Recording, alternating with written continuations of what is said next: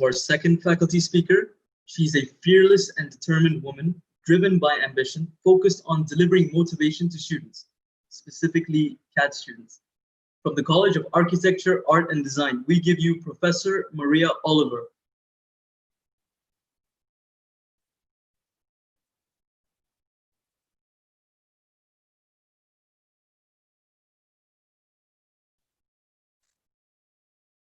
Can you hear me? Yes, thank you. I was pressing on the bottom and I'm like, what's going on here? Thank you all for being here tonight, whoever is out there. I want to thank Noor for the kind invitation. I know that when I tell the stories of my life, all the students are like, oh my God, you're amazing. And I'm like, isn't that everybody's life? So I realized, well, there are things that are a little bit different. So thank you so much for the invitation. I want to dedicate this lecture to all of the students, all of the students, especially mine, of course. I'm going to take this up because it's reflecting a lot, but especially all of those students who during this quarantine period are struggling a little bit with many situations. Things are going to get better. Don't worry, things are going to get better. And let's just be patient because, as we say in Spanish, todo pasa, everything passes. Anyway, the lecture of the name of my talk has to do with the forking paths. It's based on a writing by Argentinian famous writer Jorge Luis Borges.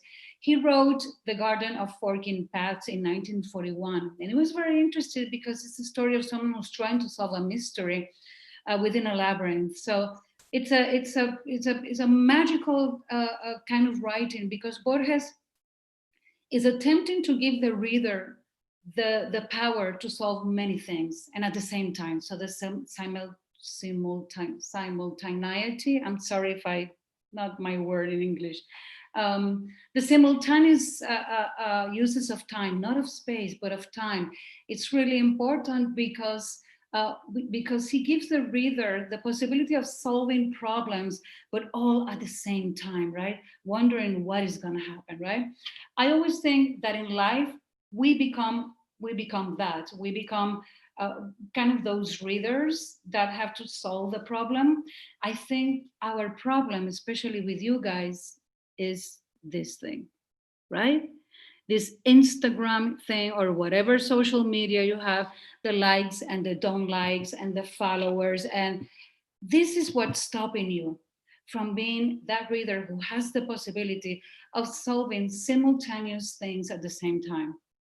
This is a generation that is conditioned by what other people like or what other people accept or do not accept, especially in social media. So I'm going to talk a little bit about that.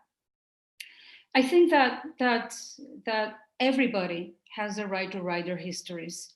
Many of you say, Professor, why don't you write a book? Or people say, Marisa, you should write a book. And I'm there thinking, why me? Write your book if you want to. You don't have to ask me to write a book. But I realized that maybe for many of you, my life it's interesting because I have done like so many things, so many crazy things, especially coming from a small island. I was born in the island of Puerto Rico. Many of you do not know where it is. If you know Cuba, we're close to Cuba. A lot of people know Cuba here. I always thought when I was in Puerto Rico and I was a little girl, I always thought that I didn't belong there. I love my country, beautiful beaches, but I always thought I don't belong here. And I remember spending time with my grandparents and traveling through the island. And I always imagined that I was in a train going from France to Italy or traveling around Spain. I always thought, I am in this fabulous train. Of course, because I was always looking at this, I was always watching these fabulous movies that were in Italy and all these European places. So as soon as I had the time to leave the country, I left. So I was accepted to do my graduate studies in architecture at Columbia University, where I went to the Graduate School of Design.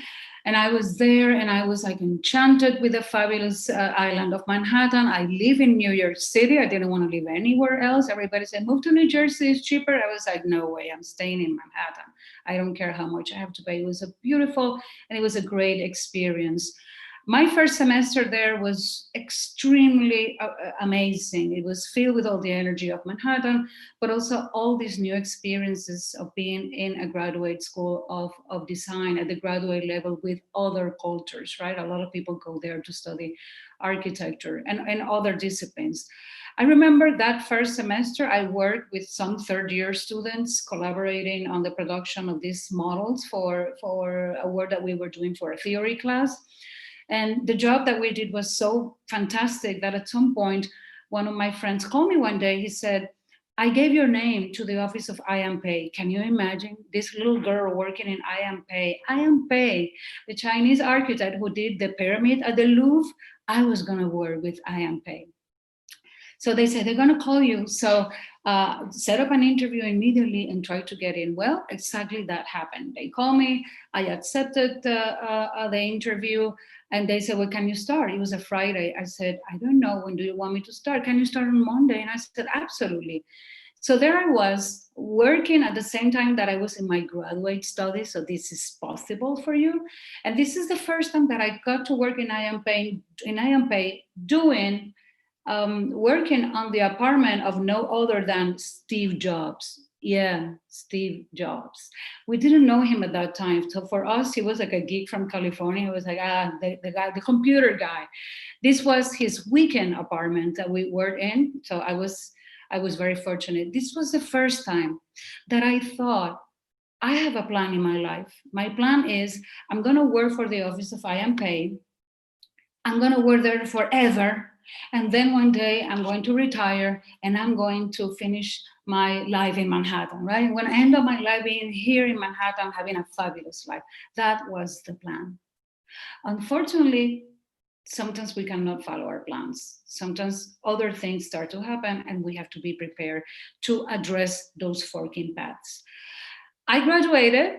I was at IMPay. I graduated with honors. I got an award for my project, which was developed in Istanbul. And I decided to take all my money and go to Europe because recession was starting in New York. And I said, I'm going to Europe. So I took all my money. I went to Europe. And in Europe, the recession was starting. So unfortunately, I had to come back, work in little projects and with my own office. And one day I go to a party. And in that party, I met this person, and this person says to me, you're from Puerto Rico, right? And I'm like, uh-huh. And then he said, well, I know architects from Puerto Rico. And I'm like, uh-huh. And so we started talking. 2 weeks later, that person, who is the famous author of the book Revolution of Forms, talking about the architecture in Cuba, he offered me a job teaching.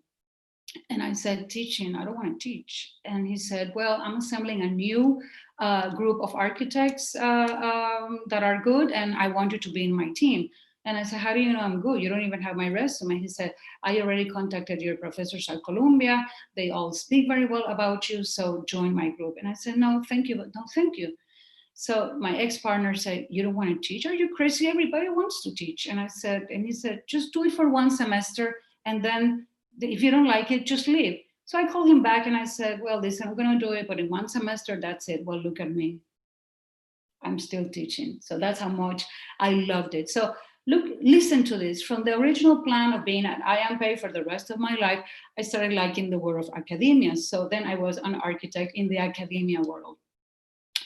Time passed. I had, the regular problems that we have in New York, right? Partnerships and whatever. I got a little bit tired of it. And I decided one day, I'm going to apply to go to do my PhD. So while everybody else was celebrating Christmas, my little fingers were touching the keyboard and I applied to Harvard University. I didn't think, will they accept me? Am I good enough? Do I have good grades? I didn't care. I just did it. And by the way, I failed a course at Columbia University. I failed acoustics. So I entered Harvard with a failure and I did it. So I applied to Harvard. I met incredible people at Harvard University. I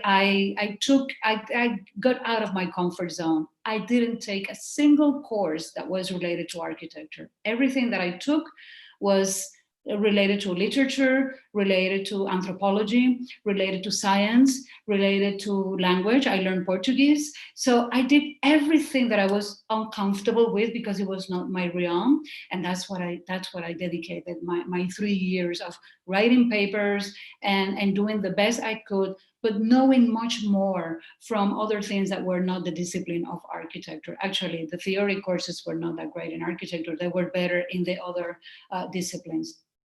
I go back to New York, I get an apartment, and then I realize the money that I saved is over. I didn't have any money anymore. So I had to look for a job. At some point, the jobs start to rain. So I'm there because of my friendship with people that I knew. And at some point, I was a freelancer. I had like 6 jobs at the same time, 6. So I was like running around the city all the time. One of those was at Parsons School of Design. Which they offered me the job. And I said, how do you know? I mean, you know, you only have a resume. You don't want an interview. They said, no, your resume is good. And I said, be careful, because in paper you can write anything. And they said, we already called Columbia University. Everybody speaks well about you. And they're like, very good. So I go to Parsons. And one day, a person that I knew said, you should apply for the full-time at Parsons, which I did. I applied. Out of 70 candidates, I was selected to be part of the faculty. It was a very competitive position, and guess who interviewed me? Tim Gunn from Project Runway, who thought I was fabulous. Yeah, so he was the one who interviewed me. He said, she's fabulous. And I thought, I am fabulous. So I was there, I was very happy there. But unfortunately, well, I was there very happy, but also Cooper Union also heard my name, and they were like, we heard that you are teaching Latin American architecture. We want you at Cooper Union. So I was teaching at Cooper Union too. And I was like really happy because, you know, the more you do and the more people like you, the more you accept yourself and say, wow, I am great. This is similar to the first speaker that said, I am Beyonce. Well, when Tim Gunn says, I'm fabulous, I am Beyonce. Unfortunately, in New York, time passed and 3 events happened. We had 9/11, and my students were with me. We saw everything that happened there because our design studio was facing the Twin Towers. We were very close to the Twin Towers. So while the rest of the world knew this was a terrorist attack, for us, it was an airplane accident because we never saw the second airplane. I was teaching. They said, keep teaching. So I thought I was teaching. At some point, we heard a very big noise. We opened the blind, and then we see the second tower disappear in front of our eyes. And we thought, why did it fall? We saw the first airplane hitting that tower, but not the second one. So we didn't know all these events. So imagine there I am in the middle of all this. How am I going to, and wanting to know what is going on. I hear it's a terrorist attack, and then I'm there thinking, how do I go back to my students whose parents are in Asia, most of them, and tell them we are under a terrorist attack? I remember going to a storage room filled with student work, sliding on the floor there and say, everything has a solution. Everything has a solution. Go back and tell them and be relaxed. So I grabbed them and I said to them, I'm going to give you some news that you're not going to like this. Let's hold our hands together. I don't want people screaming. I don't want people crying. You will scream and cry later. Let's solve the problem first, and then you do whatever you need to do, okay? So I told them, people started like, and I said, what did I say? I cannot have you crying or screaming at this point because your dorms are close to the Twin Towers and you cannot go back. So I need to find out where you're gonna go. I remember making decisions really quick, very quick, dispersing students so that they could have a place to stay. But also I found myself writing a goodbye letter to my family because I didn't know if once I was out there, I was gonna die like a fly. I thought, oh my God, what's going on here? I said goodbye. I called my father who was in the hospital. That week, my father died, unfortunately. He left a big void in my heart. I don't know how I got a plane. There were no airports open, but I got a flight to go to Puerto Rico and be there with my family. I come back and a week later, one of my students committed suicide. So imagine all in less than 2 weeks. So why am I saying this? You have the option of saying, I keep on going, or I just stop and allow all of this to be a misery in my life. I was more involved into the job because I found the job as a way of alleviating the emptiness of everything, and not knowing what is more important, what is the hierarchy here. My student, my father, 9/11, it was all bad, right? So I remember at some point saying, you know what, I'm just gonna leave for a while. So I finished that year, and then I applied for a sabbatical, which I got to do my PhD studies back in Puerto Rico. So I went back. It was a wonderful opportunity because everybody knew that I was going back, and they offered me a job there. And I said, I can. I'm at Parsons. I'm a Parsons girl. And no, but we're going to help you out because I already also had a son. And I said, okay. Oh, before I finish, one more thing.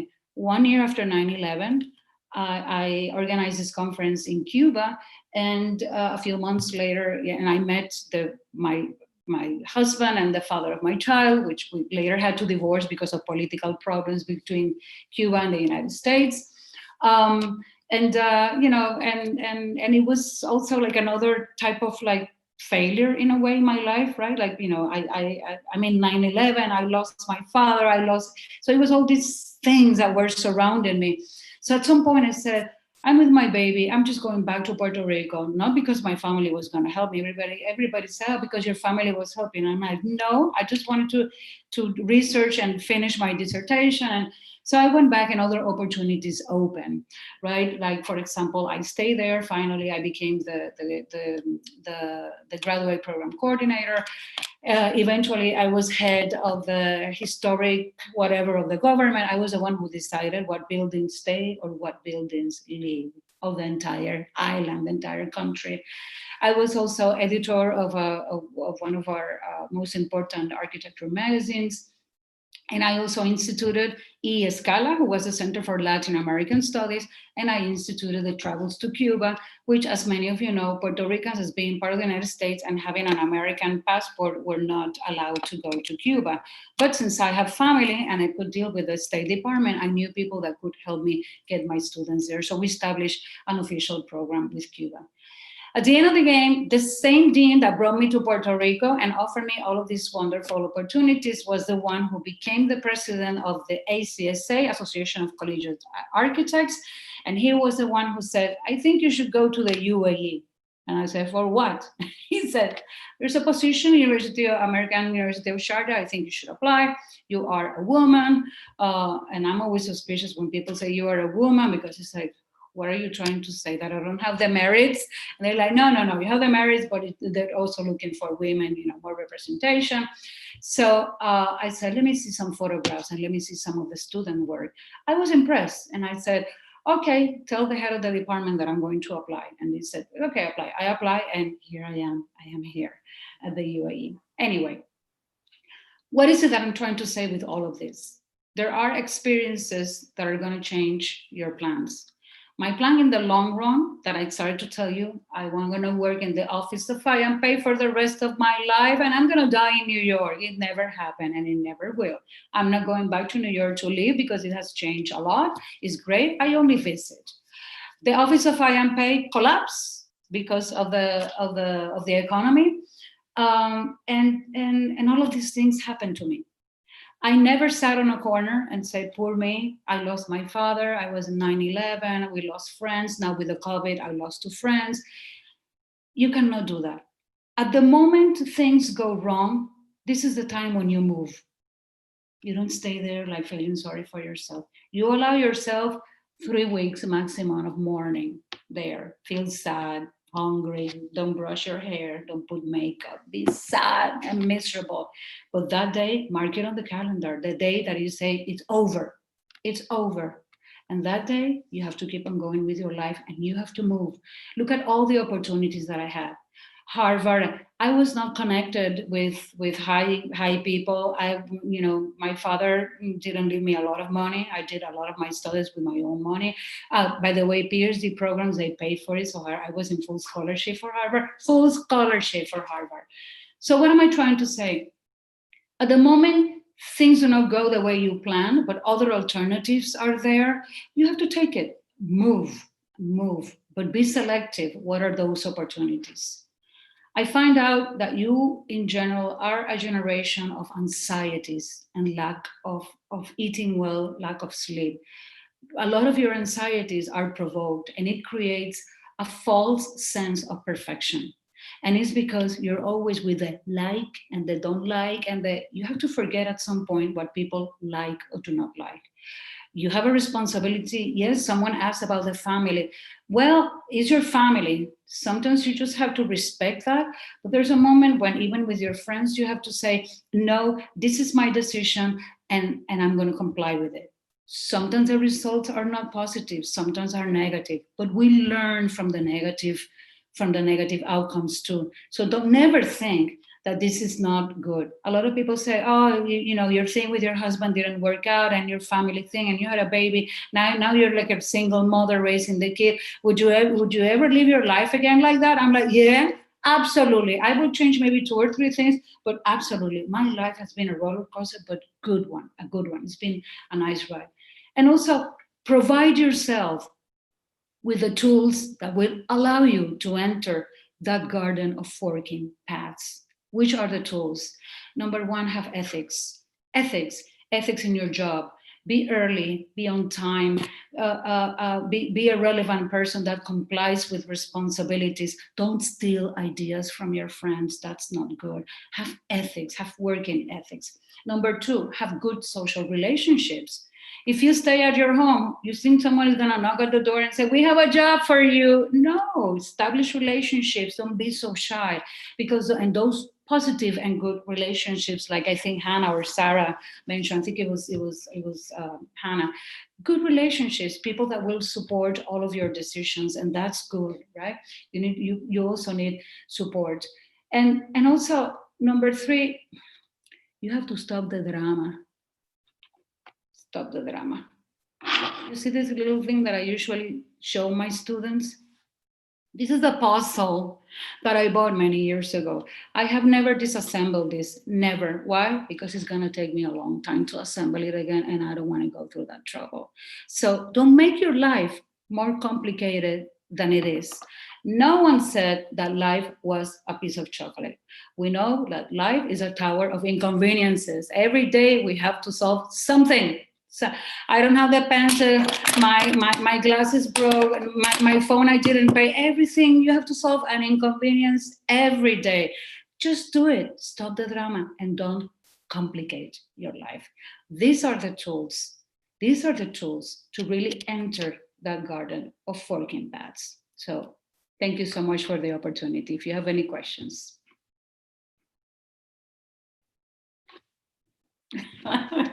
Thank you so much, Dr. Maria. The chat is absolutely amazing. Everyone is loving everything that you had to say, but unfortunately, due to time constraints, we won't be able to take any questions. But I want to say that your talk was so emotional and raw and entertaining and inspiring. And I think it's one of the things that's going to stick with me. And I really appreciate you coming to talk to us about it. Thank you so much. Thank you, Noor. Thank you for the opportunity. Thank you, Professor. That I think I can say on behalf of everyone, it touched some part of us. We all could connect and relate with this. So thank you all. And I mean, thank you for presenting this to all of us.